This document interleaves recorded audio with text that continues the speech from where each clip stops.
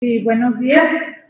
Agradezco antes que nada la oportunidad de estar esta mañana con ustedes, la invitación por parte de la doctora Dominique, que organiza estas jornadas, el CEDIC y la CETEL, que como ya mencionaron, pues han sido importantes aliados en el trabajo que estamos haciendo en la UAM. En esta ocasión, cuando me invitaron, me comentaron que el tema era residuos y energía. Entonces yo preparé una presentación sobre ese tema, que es un poco distinto a lo que normalmente hablo, que tiene que ver más con plásticos, con gestión en Ciudad de México. Y espero que lo que vamos a hacer les sea útil. Es un poco una revisión general de cómo se vinculan los temas del manejo de residuos, uso y generación de energía, que son aspectos que muchas veces cuando estamos hablando de los residuos y los desafíos que nos presentan, nos los brincamos, no es algo que normalmente está en la discusión pública. Lo que vamos a ver entonces va a ser primero un poquito sobre los residuos en nuestro país y la necesidad que tenemos de manejarlos, sobre los consumos energéticos asociados a su procesamiento, las oportunidades que existen para la generación de energía, y voy a cerrar con unas reflexiones finales. Empecemos entonces reflexionando sobre los residuos y la necesidad de manejarlos. Acá ya cambié.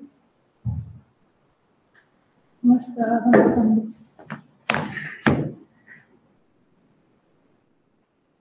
Perdón, no se está proyectando la diapositiva de forma correcta. Vamos a esperar un momento para resolver estos problemas, ¿sí? Bueno, podemos seguir empezando. Creo que es de acción retardada. Sí, y además algunas imágenes se ven.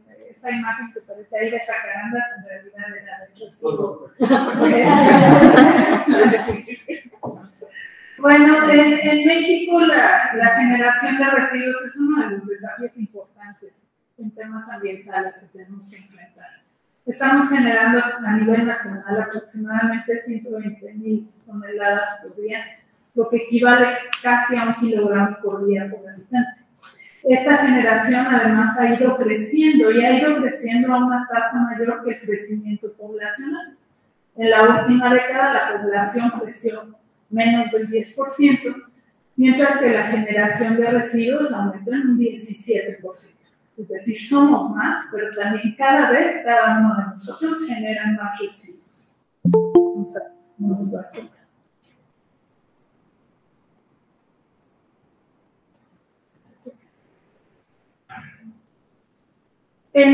Los residuos en nuestro país pues tienen una composición típica de países que enfrentan situaciones de desarrollo similares a las de México.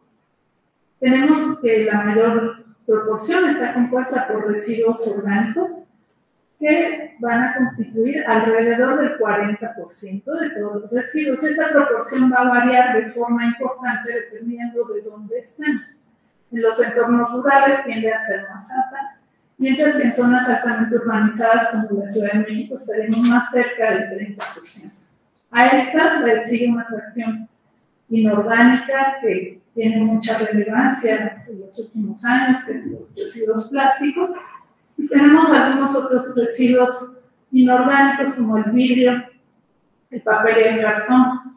Casos de residuos sanitarios que representan también un desafío muy importante, como sería el caso de los pañales usados, que son el 7% de todo lo que generamos. Obviamente, toda esta composición y las cantidades que estamos generando pues nos enfrentan a necesidades muy fuertes de infraestructura y de manejo. Y además tienen efectos ambientales importantes en temas como el calentamiento global. El manejo de residuos es responsable del 6% de los gases de efecto invernadero.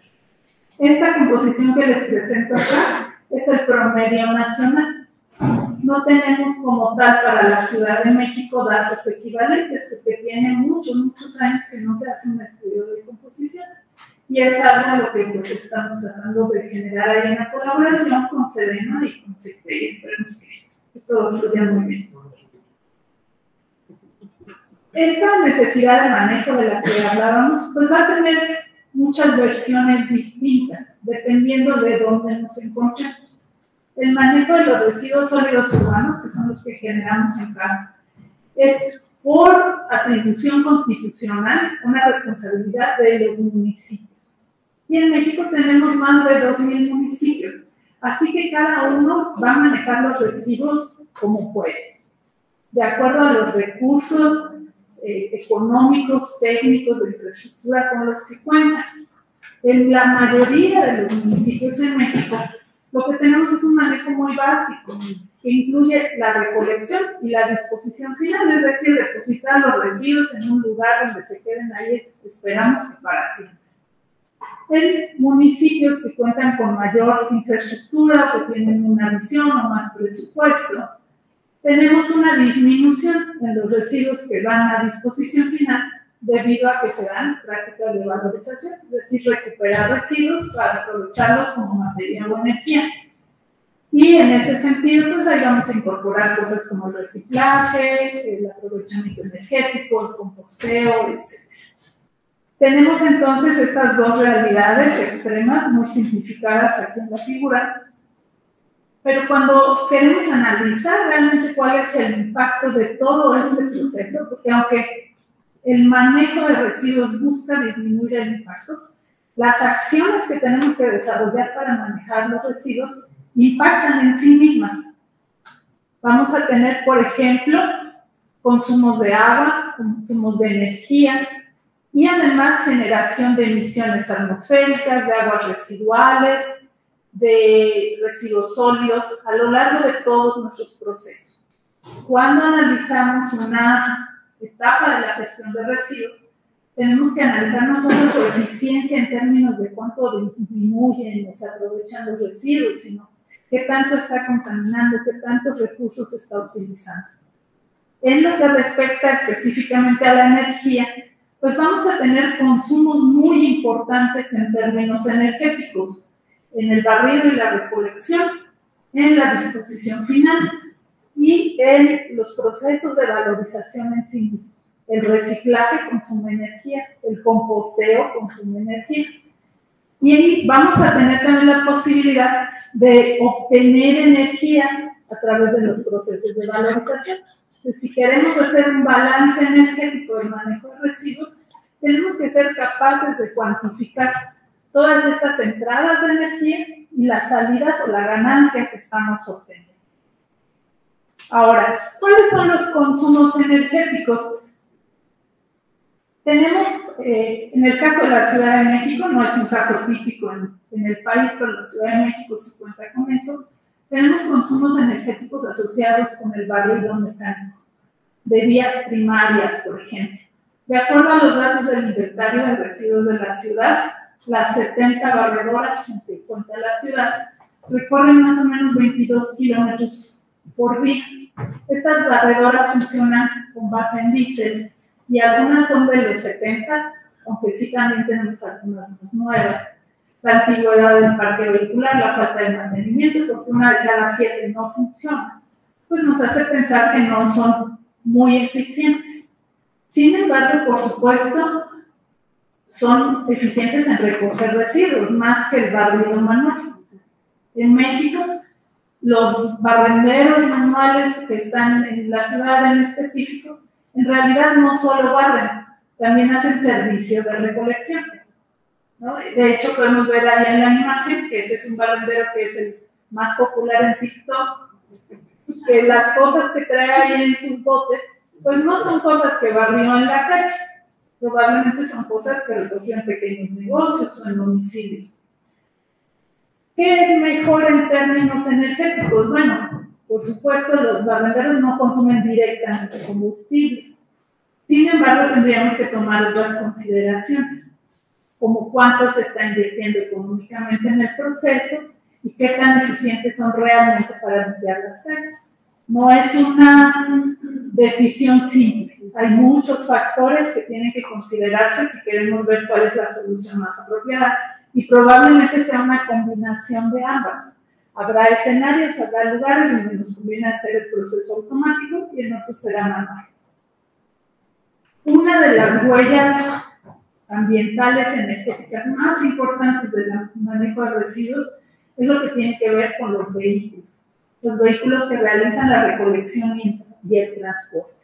Y aquí la eficiencia energética pues va a tener dos factores importantes. Por un lado, qué tan buenos son los equipos que usamos para emplear el combustible y transformarlo en energía útil, transformarlo en movimiento. Y también qué tan eficientes van a ser en términos de las emisiones que se generan a través de esos procesos de combustión generalmente. Este es un tema muy complejo, no hay como relaciones lineales claras, que va a ser influido por las características y antigüedad de los vehículos, por el tipo de combustible que utilizamos y por supuesto por la distancia que se tiene que recorrer. En ese sentido, si hablamos un poco de los vehículos de recolección, aquí tenemos algunas estadísticas. Estas son a nivel nacional, no son de la Ciudad de México. A nivel nacional contamos con un porcentaje, digamos, menor, quizá la cuarta parte de vehículos que son específicamente para recolección de residuos. En los otros casos se utilizan vehículos de caja abierta, que pueden ser volteos, pueden ser pick-ups, todo tipo de vehículos que se emplean. Y nuestro parque vehicular, aunque tiene una tendencia a irse renovando, pues podemos ver que en gran medida está compuesto por vehículos que tienen ya muchos años. ¿Qué podemos concluir de eso? Bueno, en general, los vehículos grandes se considera que son menos eficientes energéticamente, en el sentido de que su mayor masa requiere más inercia para ponerse a andar. Entonces, en general, pues donde tengamos vehículos más grandes, los consumos de combustible proporcionalmente van a ser mayores. Y en general también los vehículos más antiguos presentan una menor eficiencia energética. Esto así en términos muy generales, va a depender del nivel de mantenimiento que le demos, el tipo de combustible, de muchas otras cosas, pero estas serían una especie de reglas generales. En cuanto a los traslados, aquí sí es un poco más claro, ¿no? Si nosotros logramos acortar las distancias, pues vamos a tener menos consumo energético, necesitamos menos combustible y también vamos a generar menos emisiones. ¿Cómo podemos abordar este tema? Pues una parte muy importante es el diseño de las rutas de recolección. Cada vehículo que pasa por la basura en nuestra casa tiene definida una ruta y esas rutas pues tendrían que ser definidas con criterios operacionales y criterios de eficiencia. En la práctica no siempre ocurre así. En la recolección tenemos rutas buenas y rutas malas. ¿En qué sentido? Hay rutas donde los recolectores saben que pueden recoger mayor cantidad de artículos que tienen valor que en otras. Y esas rutas donde tienen una mayor finca, que así le llaman, son rutas peleadas. Entonces las rutas se vuelven fotos de poder que se pueden incluso heredar al hijo y por supuesto esto no obedece a criterios de cómo hago para tener el menor número de kilómetros recorridos al día. Son problemas también complejos en una ciudad que además enfrenta marchas, plantones, una serie de problemas que complican nuestra vialidad. Otro factor importante es el tema de la infraestructura distribuida. En general nos va a convenir más tener varias instalaciones medianas que una sola instalación grande. Y eso lo podemos ver con un proyecto que también se trabajó por acá, que es el de construir plantas de reciclaje de residuos de la construcción. Hasta hace algunos años la única planta que existía sigue atrás del reclusorio de Santa Marta. Entonces, para alguien que genera aquí en Azcapotzalco residuos de la construcción, implicaba llevar hasta allá toneladas de residuos. Ahora tenemos una planta aquí en el Parque Bicentenario. Es mucho más benéfico tanto en términos ambientales, de generación de emisiones, como de uso de combustible, más práctico y más barato. También, por supuesto, un elemento muy importante es lo que se conoce como logística intermodal. Quiere decir usar distintos medios de transporte a lo largo de la cadena para irlo volviendo más eficiente. En este caso, esto se hace aquí en la ciudad mediante las estaciones de transferencia. Los camiones de basura que pasan en nuestras casas no llevan directamente los residuos a los sitios de disposición que están lejos de la ciudad, están fuera de la ciudad. Sería inviable, tardarían muchas horas en hacerlo. Lo que se hace es que los residuos llegan a puntos intermedios que se conocen como estaciones de transferencia y ahí son vaciados en vehículos más grandes y estos son los que van a los sitios de disposición. Esto tiene ventajas operativas, también permite llevar un mejor control y bueno, nuevamente la ubicación de estas estaciones de transferencia pues obedece a criterios de cómo se fueron creando, donde había un espacio, pero no necesariamente están localizadas en puntos estratégicos geográficamente hablando. ¿A qué sigue, por favor? Ah, no, perdón. La costumbre.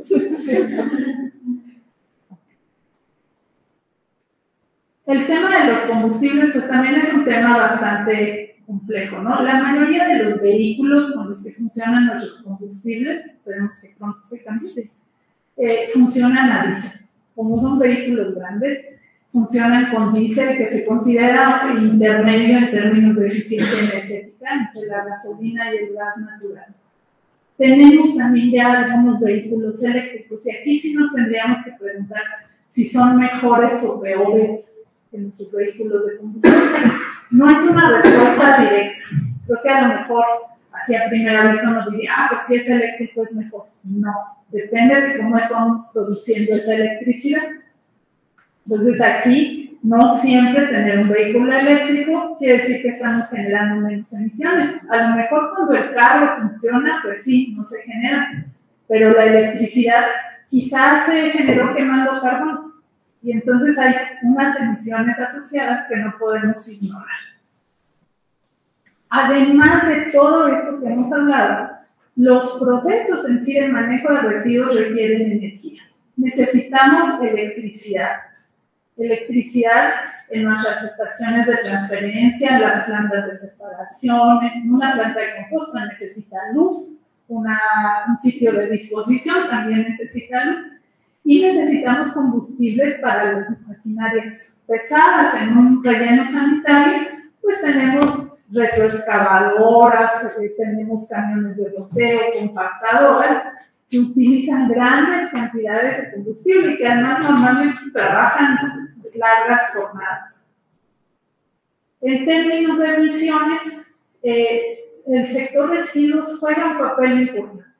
De acuerdo al Inventario Nacional de Emisiones de Gases de Efecto Invernadero actualizado a 2019, representa el 6% de todas las emisiones que contribuyen al calentamiento global.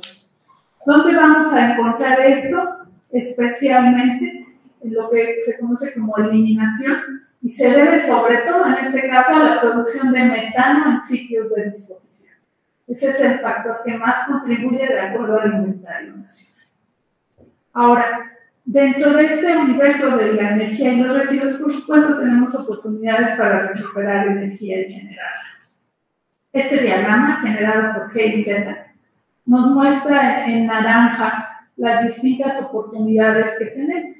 Podemos recuperar gas en los rellenos sanitarios, podemos utilizar los residuos como combustible en procesos de incineración, waste to energy, o lo que se conoce como coprocesamiento, o podemos obtener energía de fracciones específicas de residuos a través de procesos como la pirólisis, la gasificación o la digestión anaerobia, en la que acá el doctor Poli pues, es un gran experto. Con respecto a la recuperación de energía en rellenos sanitarios, lo que sabemos pues, es que los residuos orgánicos que van a parar a los rellenos se van a empezar a degradar. Y al estar con una proporción limitada de oxígeno, entonces es probable que nos den origen a la formación sí de CO2, pero también de metano. Debemos, sin embargo, ser cuidadosos con respecto a la posibilidad de usar este metano, porque no es algo que sea ni directo ni posible en todos los casos. Un ejemplo es nuestro relleno de Bordo Poniente, donde desde hace años se habla de que se va aprovechar el metano y es algo que no se ha logrado, que al parecer no es viable. En México tenemos aproximadamente 2.200 sitios de disposición registrados oficialmente, es decir, que fueron reportados por los municipios, porque en algún momento aparezcan las cifras. De esos, casi el 10% capturan el biogás. ¿Qué quiere decir eso? Que tienen tuberías por las cuales sale el biogás. Sin embargo, de esos 200, solo 5 lo aprovechan.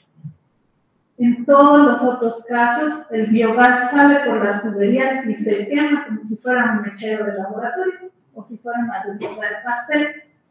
Y lo único que logramos con eso, pues es que no se acumule adentro para que no explote y transformar el metano en CO2, porque en términos de calentamiento global, pues el CO2 es menos peor que el metano. Pero entonces, no es trivial este tema de generar energía a través de los sitios de disposición. Ahora, los residuos tienen distintos componentes y esos componentes tienen diferencias en capacidad calorífica. En general vamos a tener capacidad calorífica más alta, es decir, que obtengo más energía cuando los quemo en los residuos inorgánicos. Los residuos orgánicos representan una variable muy difícil de manejar cuando quiero recuperar energía. ¿Por qué? Porque contienen agua. Algunos residuos de alimentos tienen 80% de agua. Si yo quiero quemarlos, primero tengo que meter mucha energía para que toda esa agua se vuelva vapor. Y hasta que ya ocurrió eso, empiezo a quemarlo demás y empiezo a obtener ganancias. Puede ser que la energía que gasté en evaporar el agua sea mayor que la que obtengo de regreso quemando lo que me queda.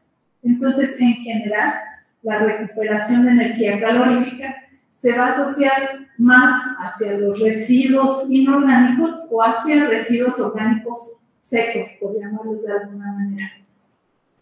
Los procesos que vamos a tener pues van desde una quema directa, donde no recupero la energía y realmente la energía se pierde, hasta procesos donde esa energía se puede utilizar para calentar agua, que mueva una turbina y genere electricidad, o para generar calor que yo use en algún proceso. En algunos casos lo que se hace, si yo quiero que esto sea más eficiente, es separar dentro de todos los residuos los que tienen mayor capacidad calorífica, como los plásticos, por ejemplo, plásticos como el polietileno, o el papel, o el cartón, y utilizar eso como combustible alterno. Eso es una práctica que es legal y que se realiza en México y se conoce como coprocesamiento.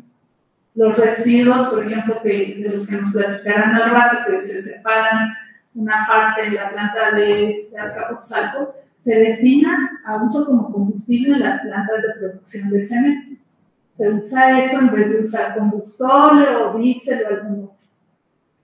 Ahora, para que esto funcione, el waste to energy o el coprocesamiento, para que sea viable en términos económicos, necesito separar los residuos. Si yo quiero incinerar todo junto o quiero procesar todo junto, mi beneficio energético va a ser mínimo, no me va a convenir. Tienen que estar separadas las cosas que se queman bien de las que no se queman bien. En esa tabla hay algo que quiero que noten. Los plásticos mezclados, el PVC, tienen poder calorífico similar. Sin embargo, hay una diferencia muy importante en términos ambientales. El PVC que nosotros tenemos en mente normalmente son las tuberías blancas, ¿no? Bueno, el PVC se usa en miles de cosas más. Un plástico súper versátil que está presente en nuestras cocinas de baño, en el doble cristal, en los juguetes, en las tarjetas de crédito, en las bolsas de suero que nos ponen en los hospitales. Pero el PVC tiene cloro en su composición. Si yo lo someto a un proceso de incineración que no esté muy bien controlado, voy a tener un riesgo de emisión de compuestos tóxicos muy alto. Pueden ser cosas como el ácido clorhídrico las dioxinas y los furanos. Entonces, en temas de recuperación de energía, es muy importante también atender esa parte. Se tiene que hacer de forma segura. Volviendo un poco a lo que hablábamos de que para que esto funcione tiene que haber separación, pues tendría yo que hacer un balance energético, ¿no? Esta es la planta de Azcapotzalco. En la planta de Azcapotzalco llegan residuos mezclados. Aunque haya separación, en realidad siguen llegando residuos revueltos. Y entonces se tiene que separar a través de procesos automáticos, como los que vemos hacia el lado derecho, y procesos manuales. Todo esto me consume energía. Es más, la energía que obtengo en los hornos de cemento que la que consumo acá, no lo sabemos. ¿Por qué? Porque eso lo manejan dos actores distintos. El rendimiento del combustible en la planta de cemento lo saben las cementeras. Para ellos tiene sentido. El consumo acá, pues es algo que paga la ciudad, el consumo energético. Y no necesariamente se ha hecho el balance para saber si globalmente funciona. Obviamente no es el único factor que nos debería importar acerca de esa planta, nos tienen que importar factores económicos, otros aspectos ambientales como la cantidad de residuos que no están yendo a parar los rellenos, etc. Pero sí es algo que hay que considerar. Ahora, para los residuos orgánicos también tenemos alternativas. Y la más importante probablemente sea la digestión anaerobia, aunque tenemos otras tecnologías como la fermentación oscura. Y en la digestión anaerobia yo tengo que tomar los residuos orgánicos y dejar que reaccionen con microorganismos en un ambiente donde no hay oxígeno. El resultado va a ser la producción de gases que van a incluir altas proporciones de metano y que nuevamente puedo usar como combustible. Los rendimientos de metano de los distintos tipos de residuos pues van a variar, pero nuevamente voy a necesitar que los residuos estén separados. Si yo aquí meto una mezcla de residuos sólidos urbanos que incluya plásticos, papeles, metales y orgánicos, el proceso no va a funcionar y no va a tener mucho sentido. Seguramente ustedes también han oído hablar de estas tecnologías en las que se nos dice pues, que convierten bolsas en gasolina y que se pueden obtener combustibles y materias primas a través de pirólisis y gasificación. ¿En qué consiste esto? Yo tomo los residuos, los meto en un recipiente cerrado y caliento ese proceso. Lo caliento y me aseguro de que haya poco o nada de oxígeno. Cuando hago eso se produce algo que se llama craqueo, que es romper las moléculas. Se rompen y forman mezclas de gases, líquidos y sólidos que pueden usarse algunos como combustibles, en el caso de los gases, y también como materia prima para fabricar muchos productos. Esto se promociona mucho en las noticias y es algo que les llama mucho la atención a los municipios, porque pareciera que es como una varita mágica, que lo puede hacer usted. Sin embargo, es algo realmente poco viable para el caso de los residuos sólidos urbanos. Necesita mucha tecnología, necesita además tener corrientes de residuos específicas. No funciona en general con residuos mezclados. No es una opción realista y eso es algo que debemos de tener claro antes de embarcarnos en comprar una planta. Yo no conozco una que funcione a escala real en México. Terminando con algunas reflexiones finales. Bueno, por supuesto, si queremos mejorar el balance energético de la gestión de residuos, pues algo que va a ser muy importante es que cuando estemos diseñando procesos o estemos comprando equipos, tomemos en cuenta los criterios de eficiencia energética, que también nos sirven ciertos equipos para usar combustible, cuál va a ser el consumo de electricidad, de dónde la vamos a traer, y debemos pues tratar de tener cierta noción de nuestro balance de energía. No va a ser positivo en general, o sea, el manejo de residuos nos va a consumir más energía que la que va a generar. pero pues mientras más podamos acercarlo a un balance neutral, pues va a ser mejor. Tenemos que hacer ese tipo de consideraciones que usualmente no se hacen. ¿Se acuerdan de esta pirámide de jerarquía de gestión de residuos? Siempre nos dicen eso, ¿no? El mejor residuo es el que no se genera. Nuestras estrategias tendrían que ir hacia la reducción. Bueno, pues también en temas energéticos, los residuos que nos van a consumir cero energía son los que no generamos. Pues la reducción va a seguir siendo la mejor estrategia, no solo porque genera menos contaminación y consume menos recursos, también consume menos energía.